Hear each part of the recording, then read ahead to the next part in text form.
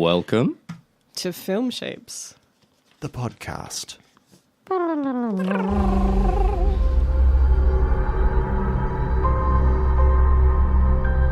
entire time I knew him, he only ever had one goal. To wipe out half the universe. Hi, everybody. This is Film Shapes. Today we're talking about Avengers Infinity War, and we have Roly again. Hi, Roly. Hello. And Dimity again. Hi. Hey. This is your second or third? Oh, this is time? my second. Second. Great.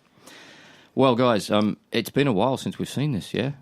I think it was earlier this month. Well, for you and I saw it a month ago. Yeah. Dim, when did you see it? I had a little recap last night. Okay, Yeah. very fresh. Yeah. So, fresh. as everybody probably knows, this is the 19th Marvel film, the third Avengers film. I doubt that everyone knows that. Just saying, just putting it out there, but go on. And you know what? It's the biggest, so far, the biggest Marvel film as far as cash goes. You know, prior to that, and I was surprised, it was Black Panther, wasn't it? Yeah, just overtaken Black Panther. and that kind of went off. And that had the biggest opening in Marvel history or film history? I think it's recordable film history. Wow. Yeah. 1.8 billion as we speak. Probably it's going to go up to 2 billion-ish soon. Black Panther or This one. This one. This Infinity War. It took 11 days to reach 1 billion worldwide. Fastest ever film to do this. So people wanted to see it. People wanted to see it and probably have returned to see it to the cinema. I don't think we really need a summary, but this is the first half, you would say, of the Infinity War pair that's coming. The second of these two are coming next year, I think. This is where Thanos wants to collect all the 6 Infinity Stones to destroy half of the known universe. Okay, so we've got Purple Power Stone. Yeah, should we go through all the stones? Yeah, let's do it. Yeah, the Purple Power Stone. Purple Power Stone, that was in the orb thing. That came from the movie before, didn't it? There was a planet in the Guardians of the Galaxy. We had that, in Guardians of the Galaxy. It was and on we find Xandar this planet, orb thing. And they had this big thing to get it, to stop it getting to Thanos. Come to the mic a bit more, Dim. Sorry. Yeah. Yeah, and then it was all rescued, and then I think it ended up given to the Nova Corps for safekeeping. Correct. But at the start of Infinity Wars, he's just got the Purple Stone. So we're all like, how did he get that? You never actually get to see him. No, he did drop a line in there saying he's decimated Xandar or something. Do you think, is there going to be another movie later on where they go back and look at that? Or is it just I think too much? Too much. I think there was just so much to cover in that film that they were just let that one Power Stone. Oh yeah, he's already got it. Yeah, and it's what you're going to see Glenn Close, John C. Reilly getting killed in that film there. Yeah, you don't really need to see that. There is a lot. It's so dense, this film, isn't it? Oh yes. I mean, I'm confused. I am confused. Not that I'm not usually confused, but particularly confused. Yeah. What was the next stone that he went and Space. got? Was the Space Stone. So that was Loki had that one, but I don't remember how that came into the picture before. Shady? This is the blue one, right? Wasn't that in the Tesseract that Loki stole originally, and then Yes. Then they took it back to Asgard. All right. I think. There are some nerds around here who know everything about these glad it's stones. not just me. This is good. I was like, I don't remember where this Space Stone fits in. But then, Loki's all like, just have it. You can have it, You can have it. I'm the, Yeah. What was his play there? Was he trying to, curry favour with the big man, or...? I think he was trying to be like his trickster self. Yeah. He was being a trickster. I don't think he... But it just didn't work. With Loki, I don't think failed. he always knows what his plans are. No. He's thinking, I'm just going to try this on and be a bit cheeky and see how it goes. Now, Didn't work out for him, did it? Well, let's come back to that. That's what I was going to say. Without spoiling. Are we going to spoil? Well, we don't need to spoil that bit. We've had an argument about this We don't earlier. need to say Loki died. Oh, shit. Bellend. Let's go for it. Okay, what's our next stone? Before we continue, though... The next stone... Wait. Before we continue, I think we got to say, if you don't want any spoilers, stop listening now. Stop listening. Yeah. We're going to do it all. Yeah, let's crack it out, man. For just this film, not other films. Yeah, no, that's fine. That's fine. Yeah. Sorry, I was just thinking about the next stone. Yeah, what's the next? Reality Stone. Was that the next one that he got? I don't know if it is the next one. We did the space. So the Reality Stone, Benicio del Toro's character had that guy. So that was in, what was the name of that? It was called Nowhere? Nowhere, yeah. Nowhere was the place It's where the he celestial head floating in space. Yeah, so that seemed to be like a pretty easy snatch. You don't actually see him get it. No. I've just got to say, this Reality Stone thing, to me, once he's got the Reality Stone, you know, Shouldn't he you can just win? change reality Like, straight away? Well, Cards are off the table, yeah. That's supposed to be pretty boring if you used it every time to Well, get all the other stones. Be like, reality, dude. reality. Maybe it's just the name of it that gets me. So, right, you can change. Once you can change reality, then you can do whatever you want. It's a right? little bit like the Scarlet Witch amped up to 11, I suppose, isn't it? I think there's a theory that he's still getting more powerful, and he doesn't really know how all the stones work together. So he's trying them out, and he's seeing how maybe he cannot master the gauntlet quite yet. Yeah, and so meanwhile, Thanos has got this gauntlet, this glove that he wears. Has he made that himself? No, the giant dwarves on Niflheim. Oh, Peter Dinklage. Yeah, made that. Okay. Pink Dinklage. Peter Dinklage. What did I call him? Pink Dinklage. Pink Dinklage. Isn't that your porn name, Roly? Oh, whoa. Where you take the first name of the first pet in the street you lived on. Yeah, So we've got power, we've got space, we've got reality. And then the next stone was what's the time? I'm glad you Vision kept Stone. kept in order of this. I think time stone was the next I one. thought that came after. Time was given So- by Strange. No, wasn't it? yeah, okay. Yeah. So like Doctor Strange was all like, he made this big deal about I'm not going to sacrifice the time stone even if it saves like Tony and Peter's life. So like, and then he's just like, oh, actually, yeah, look, Tony's in danger. You can have the stone. So we're just like, whoa. What, he just gave him the stone? Yeah. He gave up the stone for Tony's life. Not really. But that was that after he'd sort of worked out, he'd gone through all the time sequences? Yeah. So he's got a plan there. That happened afterwards. I'm pretty sure that happened afterwards, didn't it? It's almost. No, you're right. So yeah, he like had these big memories all hanging out, and he went through all of the time. He went through like millions of options in time of what they could do, and then he like was like, there's only one way. And then you see him like hand over, like he's like, oh, Tony's in danger. Have the stone. You're like, what? You're like, okay. Yeah. And then like when he does his magical fade away thing, he says it was the only way. Like it was the only way. Yeah, so we kind of know why he's done that, I think. Rolly. Well, I just think we're jumping ahead a bit. Yeah, we're jumping ahead. that's right, Sorry, yeah. go Not that back we're doing to the the stones. film from beginning to end necessarily. But Okay. Okay, we so got? we had the there's the time Vision stone. Stone. The next one was I know. the Soul Stone. Soul Stone. Soul Stone. It's Soul Stone. Wasn't that before the Time Stone? Does it matter? No, it doesn't really matter. But Was it before? But- Can't remember. I'm confused. There's a bunch of stones. They all have different powers. This Putting one, them in a magic glove. this is the one that people thought was on Wakanda because nobody knew actually where this Soul Stone was. And How obvious that it would be on Wakanda, being Yeah. called the Soul Stone, right? right. Oh yeah, true. I thought Smokey Robinson was going to be there singing Right. some tunes, you know. But actually, it was another planet called Vormir, which sounds like a Lord of the Rings planet, actually, doesn't it? Yeah. With the red skull. Now, where the fuck did this guy come from? There's so many characters in this The film. first Avenger movie. He was just transported really? to a fucking planet called Vormir. Oh yeah. And he's got a cloak on saying, I'm guarding the stone. Right. That bit, I wasn't necessarily too chuffed with that bit. I think I'm totally lost. You know I the don't guy know with what- he's got a skull face, but it's red. And he's the nemesis of Captain America from the first Avenger movie. Oh yeah. Oh, okay. Or from Captain America, the first Avenger. That's the full title. So I've got a feeling there's quite a few Marvel films I have not seen then. Yeah, Really? In the midst of all these. I'm lost on that one. I don't. When the first Captain America film was where he was a little weedy fella and he got drugged and he became super strong, super soldier. And he went to World War II and then he got frozen at the end. Yep. That's that one. That one. It's not I a great. did see that. Not a great I film. didn't mind it, but yeah. Don't remember much about it. Yeah. Okay, so we done the Soul Stone was like that that was in a secret place. Yes. And you had to discover the secret place, Yeah. and then you had to make a sacrifice to Exactly, get it, which yeah. maybe we should go into a bit later.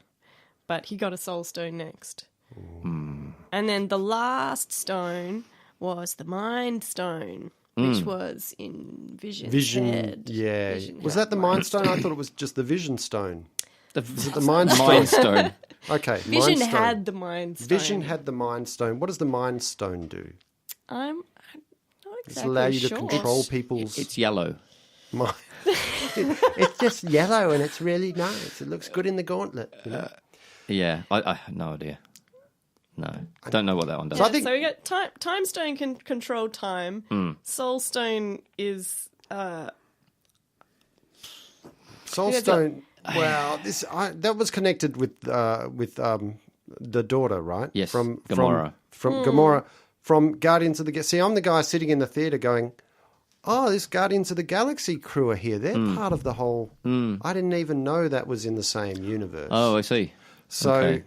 but I got to say that was a great Yeah, good intro, element. wasn't it? It made the whole film so much funnier. I love Yeah. Thor. I love Thor's interaction with those guys. Rabbit, Yeah. take me to it, Rabbit. Yes. Fire up the pod, rabbit. Yes. Yeah, and that's then a we've good- got the reality stone controls reality, and then we've got the power stone just gives you immense power. immense power. Yeah. And then the space stone, I'm guessing you can warp space with it. But yeah, they're all a bit nebulous, I suppose. So that power stone, is this the reason he fucked over the Hulk at the Is beginning that of what the film? gave him the power to? Because he's just a Titan. He's not as strong as the Hulk, but Yeah, that would make What do you sense. mean eh? he's just a Titan? What he's is from he? he's What- from what is- Titan, He's from the planet Titan. So I okay. suppose he's a not the moon of Jupiter Titan, but it's a planet in the Marvel universe. yes. Okay. Yeah. Sorry. Yeah. So, yeah, this is the thing with Thanos. So, and again, I'm the guy in the theater going, "Who's this Thanos guy? I haven't seen him before." You have a couple But of of times. course, I have in the other movies. Yeah. He's always been in the background of all these other Marvel He's on movies. a floating throne, and he says at one point in one of the credit stings, "Okay, I'll do it myself," and then you expect he's coming to Earth. I think his ship comes in at the end of Thor Ragnarok as well. So Yeah, okay. So fans have been waiting for this Yes. film for a long time in that sense. Oh, yes. So we are probably annoying them. Thanos No is end right his name, like Thanatos in Greek, is the word for the personification of death. Hello? So Thanos is actually meaning like death. And in the original comics, he does a lot of the, like, all this collecting the power stones and everything is to impress, like, this Lady Death character. Death. Yeah. Ah, yep. He, So that he she- fancies her a bit, doesn't Yeah, he? so in the films, it's quite the different story, like in comparison to the Yeah, comics. okay. So in the film, he's seeking to balance the world. So he wants to pretty much he wants to eliminate half the population because he thinks that the whole idea of overpopulation and limited food source and resources. He thinks that by The just universe is wiping it only out- so big, It's right? finite, yeah. Yeah, so he's Though it isn't. we're told like early on that he can halve the population, like he can do that by just snapping his fingers once he's got the 6 Infinity Stones. And it's kind of like he's this weird character. He's got a disturbing view of like martyrdom. Right? He believes that like his mass killings, which he describes as like random and completely Yeah. unbiased, like he doesn't get to pick who goes or whatever. But they're inspired by mercy. So is he a bad guy I think he's Yes. altogether? He's not altogether evil, though, is he? they're giving him he means well. They're giving him light and shade by saying, he's trying to... He's a Malthusian check, He's basically. prepared to make some very serious sacrifices to achieve his goal, which he views as quite a moral one. He's a villain willing to save the world, but only through the sacrifice of others. So, like, it's kind of like a fucked up Jesus. It's like, it's really... Thanos, otherwise known as fucked up Jesus. Yeah. Yeah. Like, so, I mean, he looks for, like, the soul stone is like a huge, like, thing on this arch of it's like, oh, he actually has emotion, he has feeling. yeah. He's really dedicated to his cause because he's willing to sacrifice the only thing that he actually You know what his problem loves. is? Go on. He's spending too much time at the gym. He's just working out. He's like, this is everything. This, Yeah. you know, and he's forgetting the kind of nuances. He's probably juicing as well. You know, he's juicing, and he's forgetting the nuances of, you know, the importance of family and just taking some time to relax. You don't have to solve all the problems straight away. I don't know. He has big ambitions. Really, he's the star of this film, really, isn't he? The others are all pretty much sidelined. Yeah, he's got the arc. He's the main protagonist. Yeah. He's the like they've made the villain the protagonist, which is great. And you get to see his journey through it as well. So like you can see that he actually has like emotion over what he's doing, and he really believes in his cause. This is why I think this can't really be judged until we see the second one, because it's really one long fucking 6-hour movie, I imagine, roughly. This is the halfway point. This is where all the good guys are at their lowest point, right? They're fucked. Yeah. If we're going to spoil things, half of them are dead, right? But probably not. Well, that's where we have to discuss things, yeah. yeah. And in fact, the actual surviving ones at the end of this film are probably toast at the end of the next. That's my prediction. So it goes opposite. I'd say so. Yeah, I get the feeling Doctor Strange has really seen all this already. This is the scenario that's played out. The one scenario in which Thanos loses, as he says. There's only one out of the millions and millions of combinations. Yep. And I think he says in this film at some point, this is the way it had to be. Yeah, yeah. So, yeah. But in that case, what anyone who's really quite nerdy about this universe probably assumes that we're not going to see. That's not the end of Parker, Spider-Man. It's not the end of Panther. Well, he's like... No. There's a new Spider-Man film coming out. Exactly, and there's a new Black Panther coming probably too. That's like another thing, is that the wrong people died. But they could easily get rid of Tony Stark. I mean, Downey Jr. has had enough of the franchise. We know about that. We know about contracts and things like that. And even like working in his character, like with his partner, like wanting him to be out of it, and having like they were going to have suggested they were going to have a baby and all that sort of stuff. So there's like characters that like survived that shouldn't, you know, there should be like something of a passing of the torch. Yeah. But then you see like Spider-Man and Black Panther dying. What about the Hulk? I mean, the Hulk's gone a bit impotent in this one, hasn't he? gonna And ask about I did enjoy that. Yeah, little. Well, considering like, considering no, they I don't pulled wanna a. come I just out. kind of, I'm trying to get it out. He's not coming. No. I don't remember him having as thick a New York accent. Tony, you know, Give me some green Viagra. Tony, I'm trying to get it happening. What's going on? Yeah. Well, he got pummeled by Thanos at the beginning, and maybe that's just the Hulk is a bit petulant. I'm not coming out again. I got beaten. I don't get beaten. Do you think that's what it is, or is the Hulk actually saying, "Well, violence isn't the way"? Man. No, the Hulk doesn't. He's gone a bit say happy. that. Yeah, I think he's a child. Really, we saw in Thor Ragnarok. He's a big buff-headed Is he a kid. child really, that's growing up? Is he just waiting for the right time, maybe to? I liked in the trailers. Do you remember the trailer? You see them all running towards, or a poster or something. They're all running towards the fight, and the Hulk is actually there at the back running. And in this film, he doesn't appear really, except at the beginning. At the beginning, Yeah, so they've pulled a little fast He's one. trying, though. He's trying. Yeah. It's not happening. Do you imagine he'll crack it out in the next film? I think He he'll. probably will. I think he has to. Yeah. Yeah. Either that, or he's. No, they wouldn't. They wouldn't do him the disservice of just killing him off before he has a chance to. Well, you can't kill the Hulk. Why not? He's unkillable. What do you mean he's unkillable? You can't kill him. What? Really? He said once, I think in the first Avengers, he tried to put a bullet in his head, and the other guy spat it out. So. Oh, okay. Well, you can't kill him with a bullet. You can't kill him with anything. All right. Okay, well, that's convenient then. Right, exactly. And that's why they've modified his power by making him mentally deficient, I suppose. Aww. You know? You're not buying that, Dimity.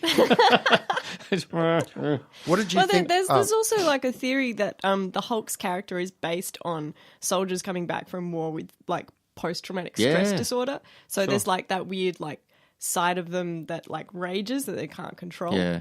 So he's a really interesting character. But so maybe it is a thing that he's getting better.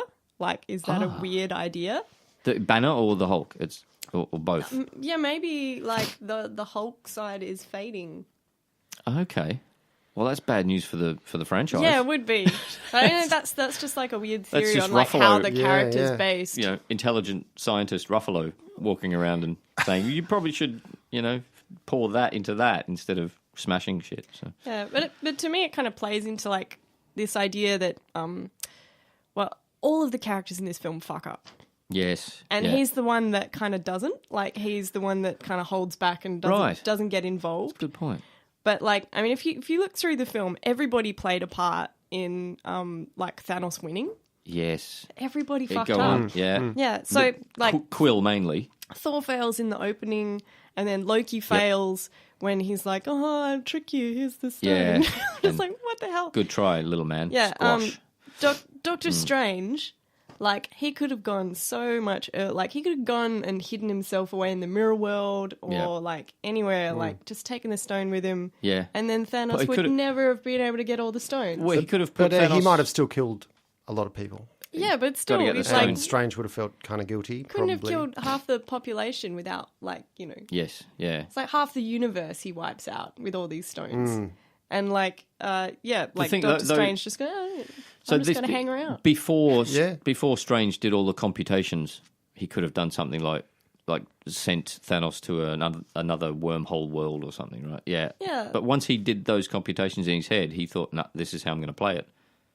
This is what's going to happen. I'll give him the stone. Idea. So, yeah. The Guardians, they go to nowhere, like... Stupidly. Where it's like an obvious trap. With Gamora, who knows where the fucking Soul Stone is. Yeah, so she should have been somewhere else. Like, maybe if they wanted to go there and check on the reality Who's the muscly guy in the Guardians? Drax. I love Drax. He's great. Yeah, he's got some good lines, hasn't he? So Drax screws up next as well, because like when they get to nowhere, he's all like... he gets all angry. I'm going to kill him. He's not. Doesn't seem known for his intelligence, Drax. No, yeah, but it's just like, and then like, what's that character? Mantis. Yeah, so she like screws up next because she's like, oh, I'll just knock him out. Then he won't go in the rage. But then like the noise of him being knocked out is like, oh hey, we're here. Yeah, yes, it's a litany of fuck ups, isn't it? Yeah, and then Gamora falls into like the clear trap of like going to get him, and then Star-Lord, like... yes. Sounds so funny. This was Star-Lord. Yeah, and then he's, like, promised to kill her, but then, like, he finally musters up the courage to do it, but it's too late, and bubbles come out of his gun instead. But he actually shows that he's willing to pull the trigger. A bit like Scarlet Witch kills Vision. Yeah. Well, and that's another thing. The whole, like... thing of Vision, like that could have been like they could have solved that thing with the Power Stone he had so early on, because they could have just chosen to let's just sacrifice Vision. It's one person, right, versus the whole like half of population. Yeah, but I suppose the Captain America especially says we won't do that, which is kind of. But then he has to die anyway. Yeah, it's true. And then it's like there's all this like extra time they use up, like that whole like scene with like in Black Panther world, wherever Wakanda. The whole scene in Wakanda, so many people die for this one dude, and then he dies anyway. True, and they could have just gone, let's just smash the stone in the first place. Yep. Let's just smash it instead of trying to extricate it from his head. But that's their moral compass, I suppose. Can I throw a curve in this conversation here? Sure. So we're all talking with great enthusiasm about this film in a way probably we wouldn't necessarily be able to speak about one of the action films from the 80s like RoboCop or Commando or something like that. Yes. But I read a commentary and I want to send a quote to you guys and just get your response on this. This is Chris Edwards from The Guardian. He did a sort of review commentary on these modern action films. He says, what do the Avengers represent other than enforcers of the establishment? With their sickeningly rich leader and alarming sense of patriotism. So he's kind of vying for the action films of the old days where there was a simple good and evil. But yeah, I want to get you guys' response on that. Has he got a point or is he just... No, that's a good point. That's why I was... That's why I was on the side of Thanos in this. I wanted him to complete what he wanted to do. Yeah, because Thanos is kind of the anti-capitalist here. Yeah, in a way. And he's the anarchy. And I thought, fuck, this would be good if he just fucked everything up. And what that's great. But of course, it's going to come full circle in the next one, almost certainly. But yeah, I like this. Is a bit of Empire Strikes Back, I suppose, in this one. Yeah, I think. Yeah, look, I think Chris Edwards is kind of full of shit because he also says the older films had more humour, with the ridiculous explosions, and now it's all CG and no, I don't know. I think there's plenty of film humour in these films. If he's one of these, if he's a RoboCop apologist, what the fuck is that film then? Does he mention RoboCop He does mention RoboCop.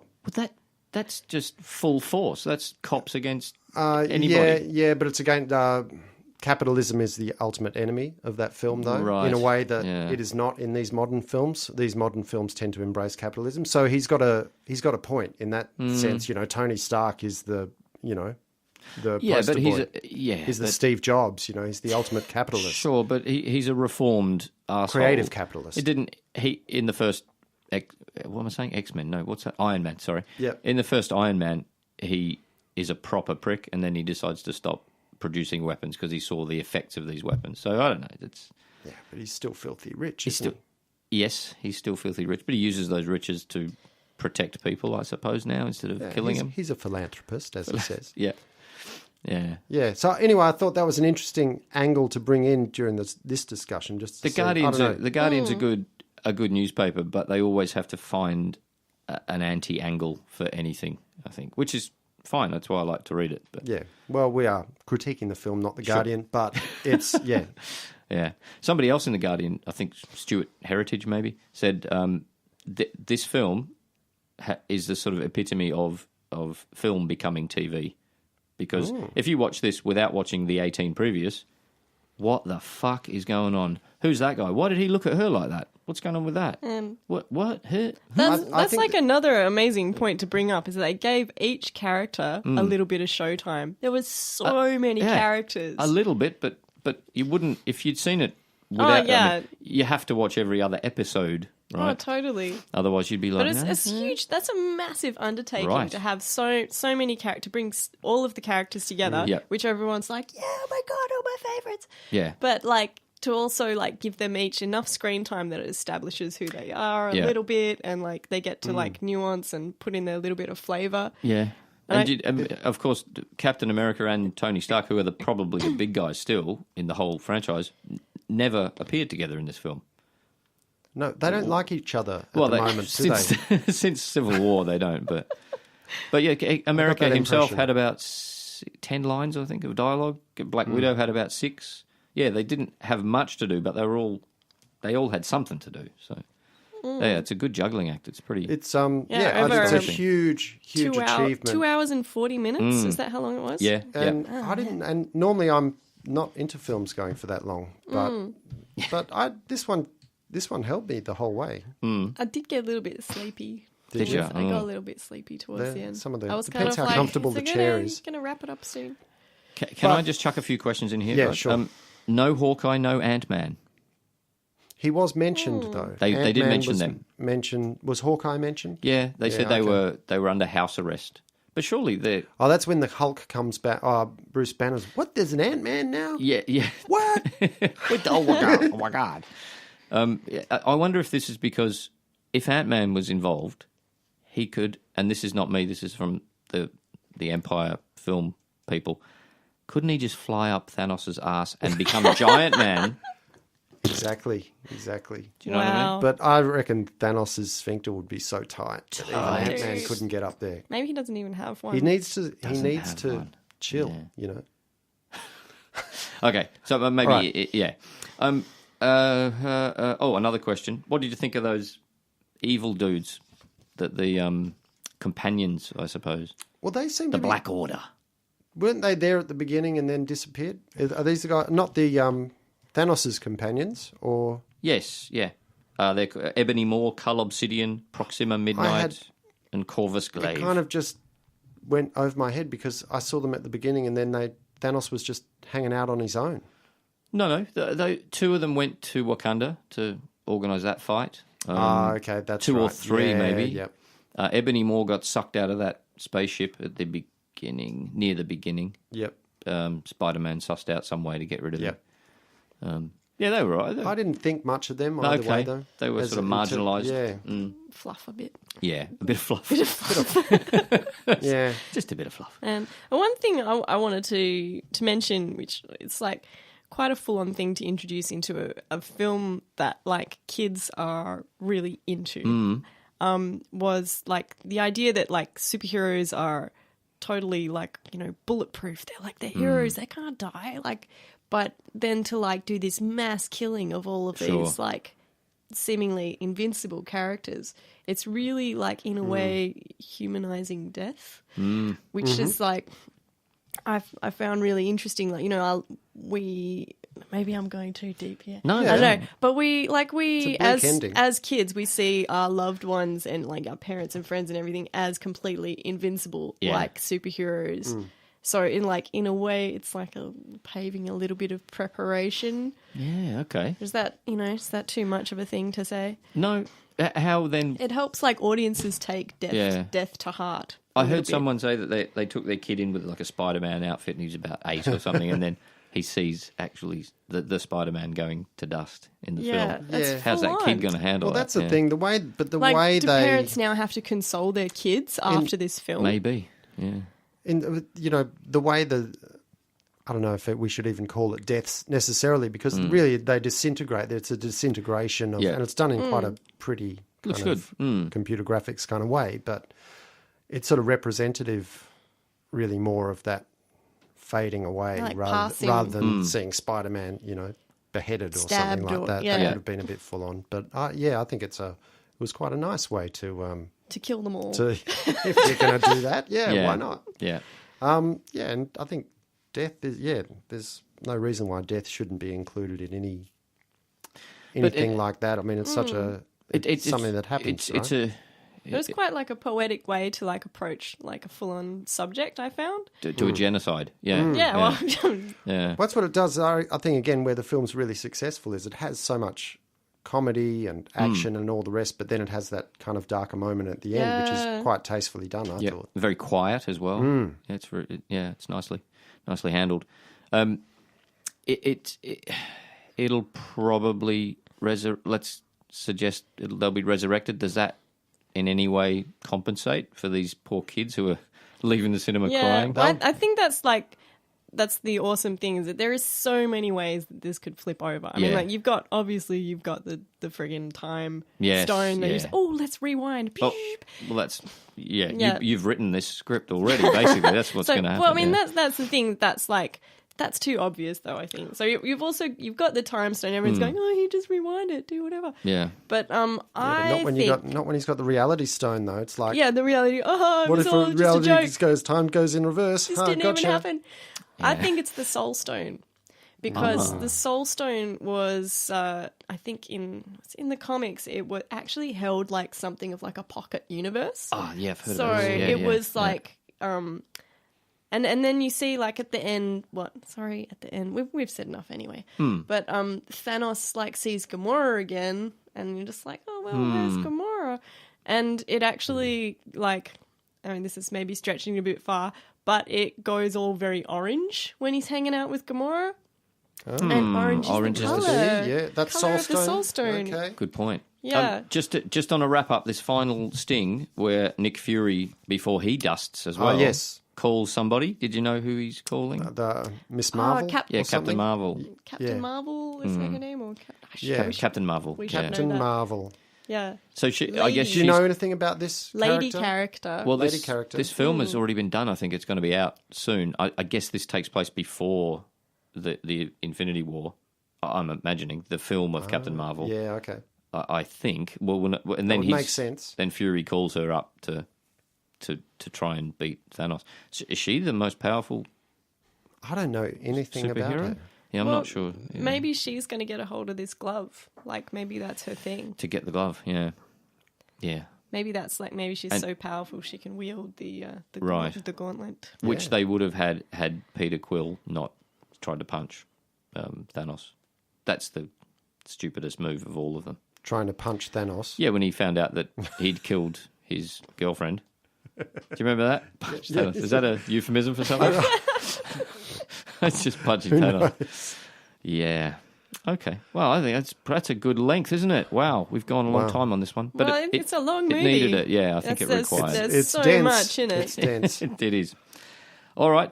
Goodbye. Thank you, people. Yeah, Thanks for See you listening. next time. Thanks. Bye. Bye. The end is near.